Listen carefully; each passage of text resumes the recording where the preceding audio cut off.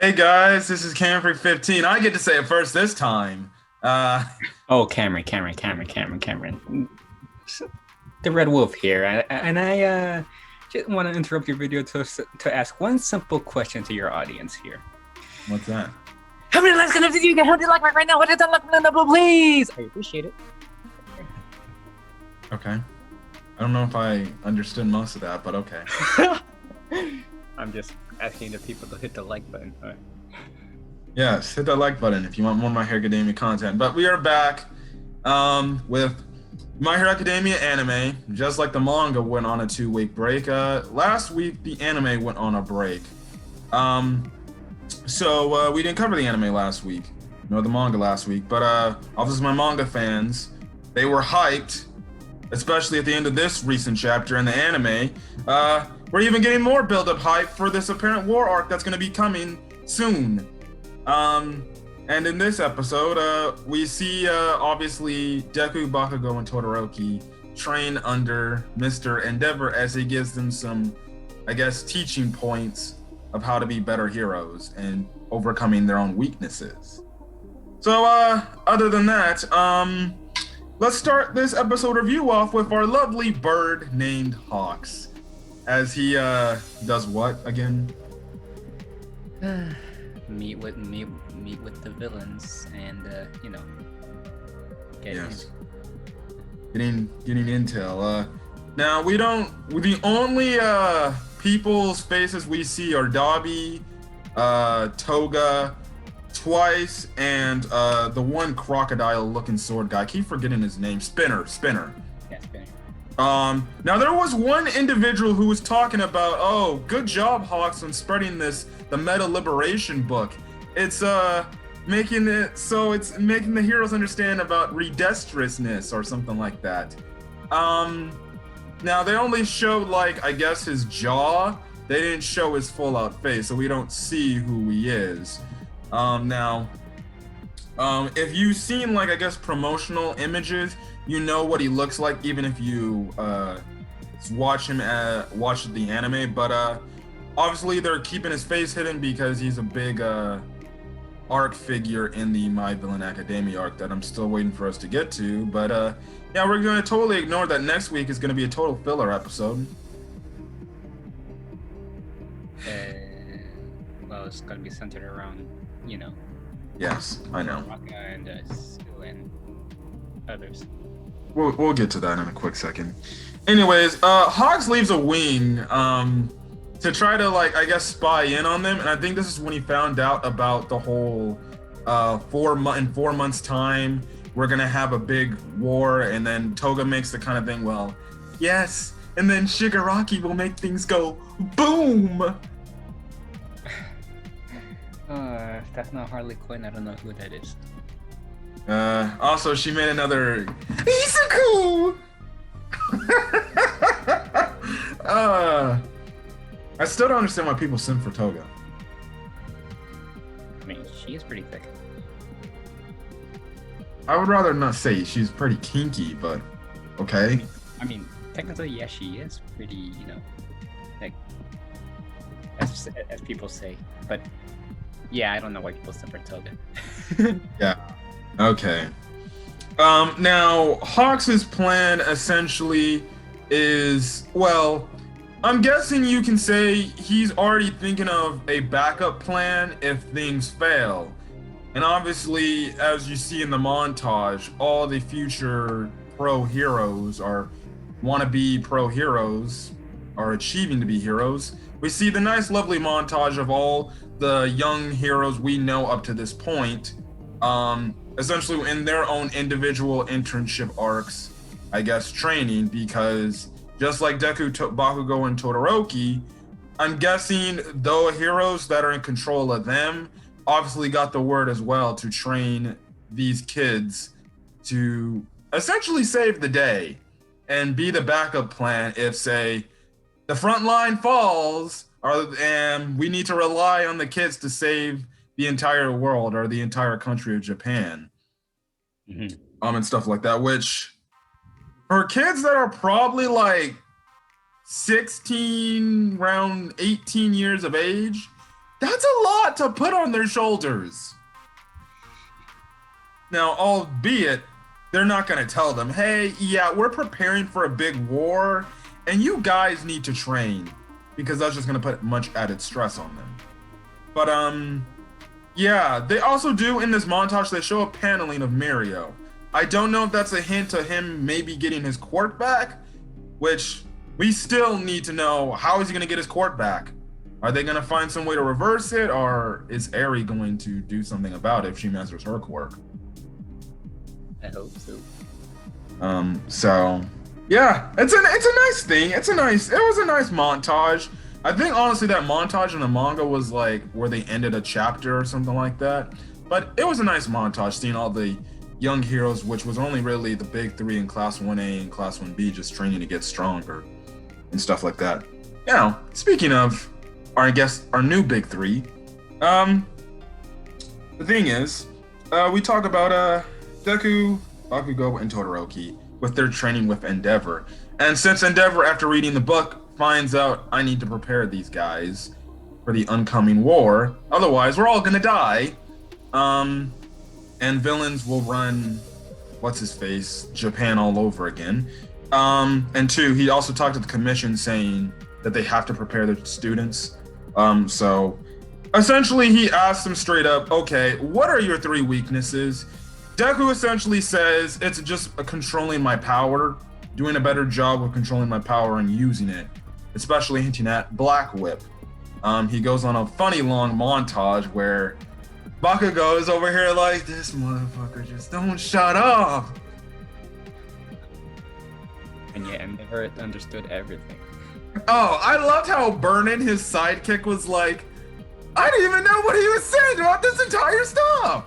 He just cracked rambling on. And then Never's like, so it's just about controlling your power. How did you understand all of that? You're number one for a reason. I'm just gonna say this.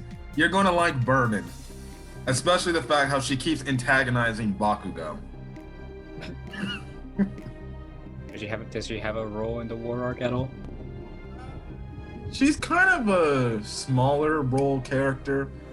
She doesn't do much in the grand scheme of things, but I guess she's just there for, comedic relief or something like that. But yeah, it's still interesting that she has green fire. I've never seen that before. Mm-hmm.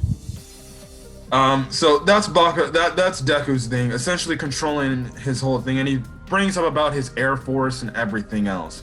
Bakugou's whole thing is essentially understanding what he can't do, which is pretty interesting, because we know Bakugou, he tries to take everything upon himself thinking he's badass Bakugou and he can do everything, but I like this whole stance where he's like, I want to know what I can't do. Mm-hmm. Good character development moment for Bakugou there. Again, the ever-growing development from Bakugou. Because we remember when we first saw Bakugou, he thinking he can take on the entire world. And he's been bullying Deku for not having a quirk. Yeah, but you could say he kind of respects Deku a little bit more. Mm-hmm. Although, I think it's more Deku gets on his nerves, especially when he rambles on. Mm-hmm. And Todoroki, he kind of gives a very stern talk to his dad, and kind of is like, yeah, if you think I'm gonna play daddy son time, you're mistakenly wrong. Nothing's changed about how I feel about you. As a hero, I respect you, and I have all the admiration for you. As a father, let's get something straight. I still feel the same way I felt, I guess, a little bit from the first couple of seasons where he hated him, but he doesn't hate him as much. He clearly sees his father's trying to change, but he's like, yeah, the only reason why I came is just to use the teaching, so I'm using you. And I was like, oh! I was like, oh. That got me right in the kokoro. I was like, damn, Todoroki, you're just gonna tell that straight to your dad. I'm just gonna use you like you're a puppet to me.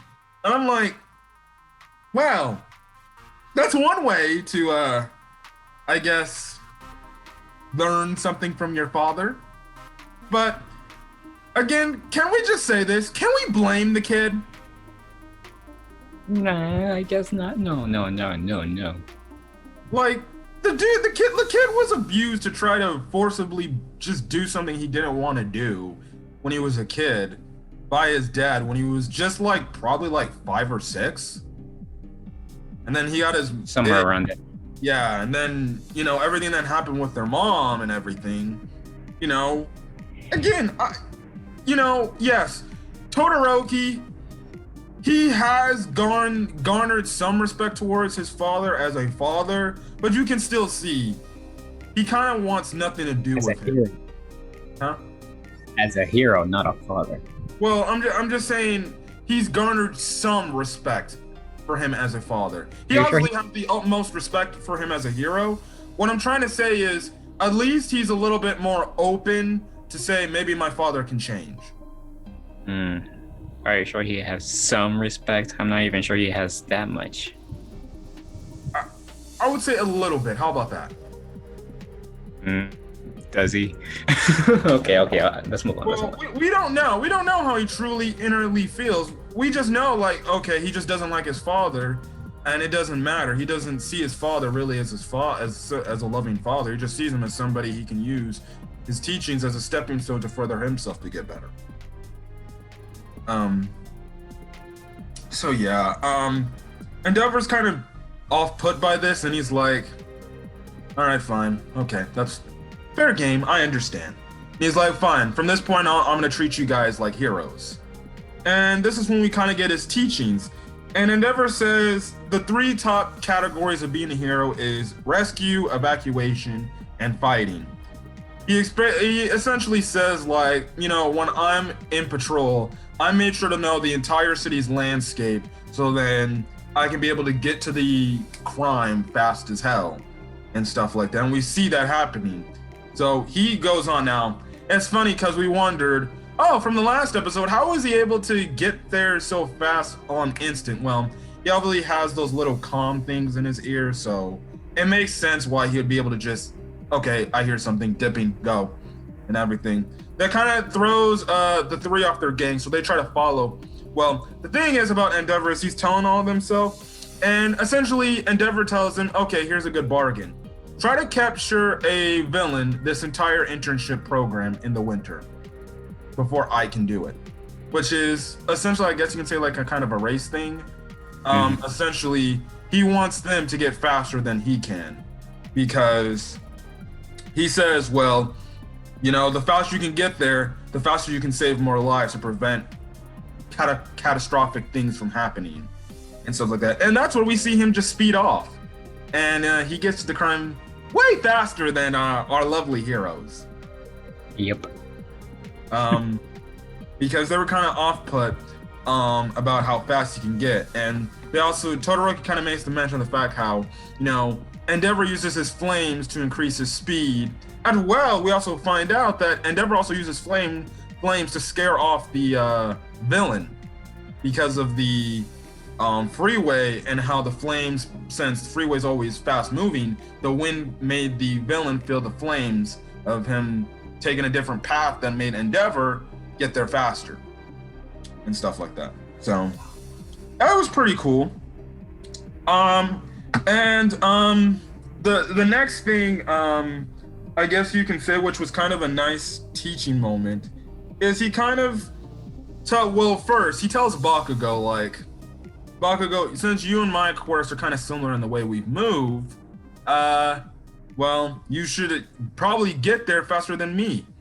But what is the one thing Bakugou struggles to do when it comes to the wintertime? Heat up. Yep. And good old Endeavor kind of just tells him, shut up, that's an excuse. I don't care. What are you gonna say? You're gonna use that excuse if somebody dies? And honestly, he makes a good point.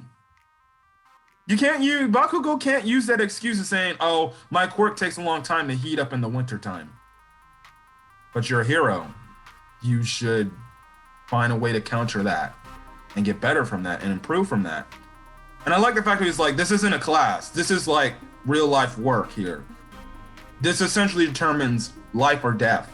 And if you're gonna give that excuse, you might as well just hang up your coat and stop being a hero. Which I like that. Because it shows Bakugou, listen, don't use that excuse, man. Don't. Did you like that point? Yeah. Yeah. It was pretty nice and everything. Todoroki takes some learnings from this of how to eventually use his flames, I guess in conjunction with traveling with his ice. I guess in terms of turning and everything and stuff like that. Endeavor also tells Deku, like, listen, your whole quirk thing, when I went over it and talked about it, it seemed like you're doing too much at one time, which, let's be honest, Deku kind of is doing too much at one time. And he tells him, look at that person driving a car. He obviously had to take step by step of how to drive a car, right? Mm-hmm. And essentially he's like, do it like this. When you're using your quirk, Deku, take one thing at a time. So Deku, he already knows the base values of how to contain and to use one for all at a better, I guess you can say, output, where he's got the part of using it at different percentages, and he's mastered that part.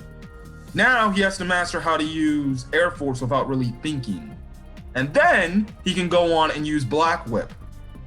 Essentially Endeavor telling him, do one thing at a time. Don't try to do multiple things and multitask, because then that's where you're going to struggle. Mm-hmm. And stuff like that. So I figured that would be a thing that Deku would obviously have to do, and stuff like that. And essentially, Endeavor just kind of monologues to them saying, like, you know, you guys can grow. Listen, what you're doing is going to have no impact on me of me being a hero, you know, and doing my job right now. You guys just have to stay here, train, and get better. And that's kind of it. So, yeah, the episode kind of ends there. And, yeah, so we see that Endeavor, even though he's probably not best dad ever, he's a good teacher. So, yeah. And mostly, I think the reason why he's such a good teacher is because for years he's been trying to catch All Might, but he never got to that point. Mm-hmm. And he's always worked to levels where he had to push himself to try to get to that level, but he never could. So yeah. Also, he did kind of like wondering, like, him and All Might's work is still similar in various ways. So, will Endeavor find out the secret? I don't know. You don't. And yeah, you're so far. Okay, that makes a lot of sense. Yeah. It is gonna be it is gonna be a topic. Will other heroes find out Deku's little one for all secret? So, yeah. Or will it just stay a secret? That's a good question. But we'll just have to see. We'll have to see. Again, we don't even know. What if All for One breaks out of prison again, and he just reveals to the world? Eat this. Ugh. What was that from again? All Might giving his hair to Deku. Oh yeah. So yeah. Anyways, that's where the episode ends off. And the next week, it seems like we're gonna get a filler episode. Isn't it? So I'm guessing it's not in the manga. We only focused on what Bakugou and Todoroki focused on. Is it so bad that we're focusing on the other characters though? It's not bad. Okay, here's my thoughts on the filler. Now, if you watch the next episode preview, the episode next week is going to focus on Sue and Ochako and what they're doing. And essentially, it seems like we're going back to that one sea otter hero we saw in that one filler episode way back in season 2 when they first did their internships in Sue, which I thought was one of the best episodes on My Hero Academia straight up. I'm not trying to say next week's going to be a bad episode. I think it's going to probably be a really good episode because we're getting more focus on what the other characters are doing or something like that. It's just, I can see why My Hero Academia fans would be pissed off and be like, especially when they find out this was never in the manga, they'd be like, why the hell are they not giving us an offshoot filler episode? Listen, My Hero Academia does rarely to little to no filler. The only filler episode we get are really the very first episode of a season, which I don't think we're getting next season. But I think this is like the only second time in the anime's entirety where we would get like a mid-season filler episode. Again, we get to see the Sea Otter hero again, as well as that one chick, who knows Sue from that one season 2 episode. So that could definitely be a good episode. It's just for me, as somebody who knows what I'm gonna see, I'm like, Studio Bones, stop freaking teasing us of what we want to see, of the arc we really want to see. I think they know we want to see the arc we want to see, which is the My Villain Academia arc. But they keep freaking teasing us. Oh, you want it? You want it? You're not gonna get it yet. So next week is a filler episode, so I'm guessing if you want to take off next week, take off. I'm still gonna come back next week and review the episode along with my co-host, but I am kind of disappointed that we're getting a filler episode at this point in time. But hey, I'm guessing from what I know from the story, get as much of the filler stuff out the way, because the moment we get really keyed into the story by the time next season comes around, there's gonna be no more happiness, no more filler, no more goody two-shoes stuff. It's all gonna be darkness, despair, and utter sadness. And I'm not even joking. That's what you're gonna feel in the next season. And also, to those My Hero Academia haters, you'll be eating your crows you'll be eating that crow by next season. I'm not even joking. The people who keep ripping on My Hero Academia, who's saying, oh, My Hero Academia isn't goated. My Hero Academia right now is like one of the best series, especially with what's going on in the manga right now. And when you watch next season, you're gonna be like, the haters cannot be on this. They can't. That's how good it's gonna be. Also, another thing I forgot to mention, there was no Shigaraki at that table meeting. So where the hell is Shigaraki? Doing his own plans, I guess. I guess so, to make the world go boom, or Japan go boom. Probably somewhere underground. Yeah. Also, and you got to wonder, do you think they're gonna, okay, as an anime only fan, do you think the villains, if they manage to succeed, do you think they'll break out All for One? Very possible. Yes. Because we still know that All for One threat. I just don't know why they just don't kill this man. You know, they should just give him the death policy. Why keep him arrested? Because, you know, he's confined in that place, and he's still smiling like he's got something up his sleeve. Unless he's got some sort of quirk that doesn't make him die.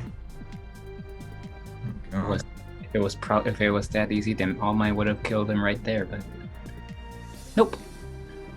He managed to live on for all these years, mostly because he has, like, I guess, some sort of regeneration quirk that keeps him alive this entire time. Anyways. That's the reason. Very high possibility All for One could be breaking out if the villains or what if the war's going on and there's another brigade of villains who breaks out the other villains from the prison.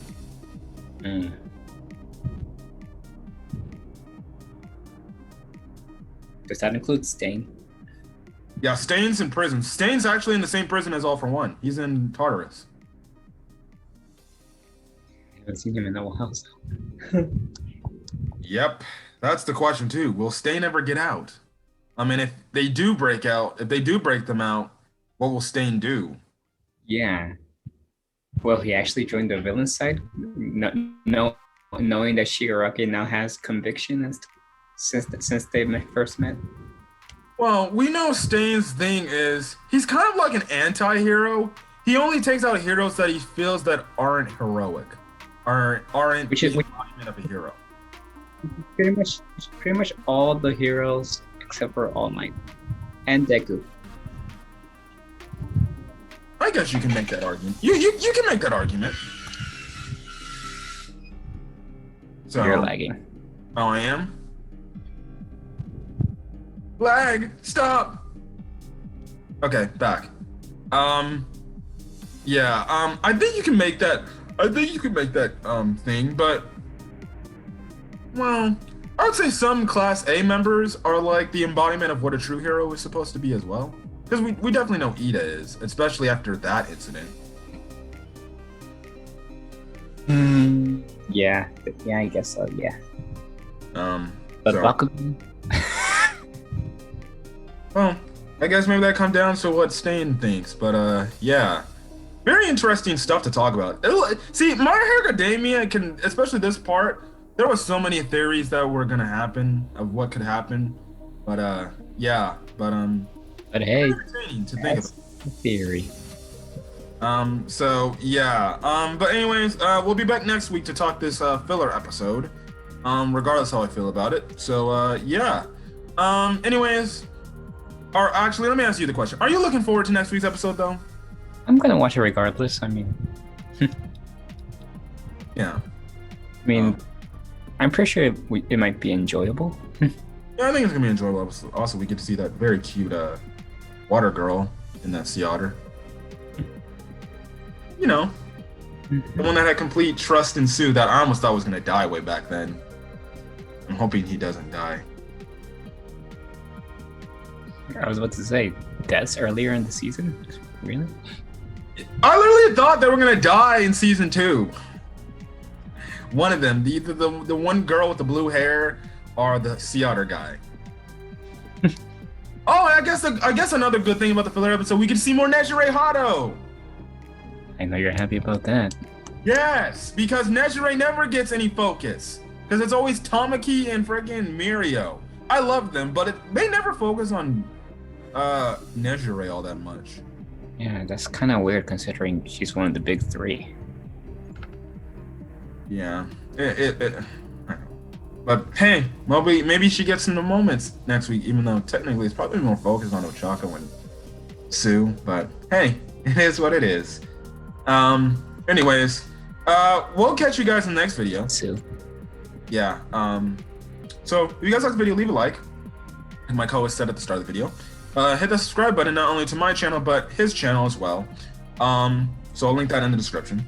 And when you do subscribe, hit that notification bell icon to get updates to anything whenever we upload to our individual channels.